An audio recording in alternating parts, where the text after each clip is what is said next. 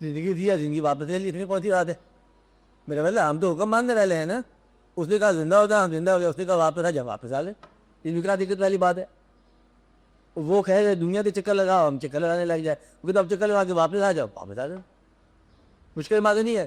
اس نے کہا میلہ دیکھ کے آؤ. اب میلے پیچھے لے گئے تو 11 بجے قدم نہیں آتے، کر لو جو بات. پھر تو بات غلط ہے نا. جب میلے پہ بھیجا اس نے تو پھر اب واپس بلاتا ہے تو پھر آؤ. بڑی سی بات ہے کہ آنا جانا جانا مشکل نہ ہو. یہی بات پرانی کہانی ہے فرید الدین اتار والی. جو دکان پہ بیٹھے ہوئے ہیں وہ مصروف ہیں، نسخے دوائیاں بنا رہے ہیں. فقیر آیا، اس نے کہا کچھ دے اللہ کے نام پر، پھر صبر کرو صبر کرو. اب 10 گھنٹے گزر گیا، پھر سوال کیا، صبر کرو، پھر سوال کیا. 1.5 گھنٹے گزر گیا. فقیر غصے آ گئے. اس نے کہا میاں یہ جو مصروف ہے تو اتنے مصروف ہے تو مرے گا کیسے؟ یہ کون سی بات ہے جیسے تو مرے گا؟ انہوں نے کہا ہمارا کیا ہے؟ انہوں نے کلمہ پڑا، وہیں لیٹ کے مر گئے. وہ جب اس پر یہ اثر ہوا، دکانیں گئی، کارخانے گئے، جنگل میں کپڑے پا کے نکل گیا. پھر جا کے شیخ فرید الدین اتار رحمۃ اللہ علیہ میں. اب یہ سنا، یہ بات سمجھ نہیں آتی ہے کہ آنے والا اور لے جانے والا ایک ہی ہے، بھیجنے والا بلانے والا. جس نے جو چیز آپ کو دی ہے نا وہی لے جا سکتا ہے، اور اس کو لے جانے کا حق ہے.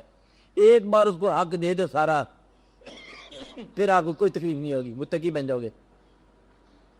جو بھی آپ کے خوبی ہے وہی خوبی اس کے نام لگا دو، جب چاہے وہ واپس کر لے.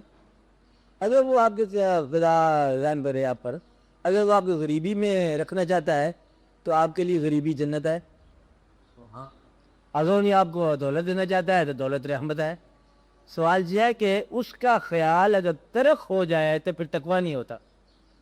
اس کا خیال ساتھ رہے تو پھر زندگی میں تقویٰ شروع ہو جاتا ہے. حاصل اور ایثار جو ہے نا، یہ دونوں ہی اس کے نام پر ہونے چاہیے. یہ بات سنیں نا کہ حاصل بھی اس کے نام پر، ایثار بھی اس کے نام پر.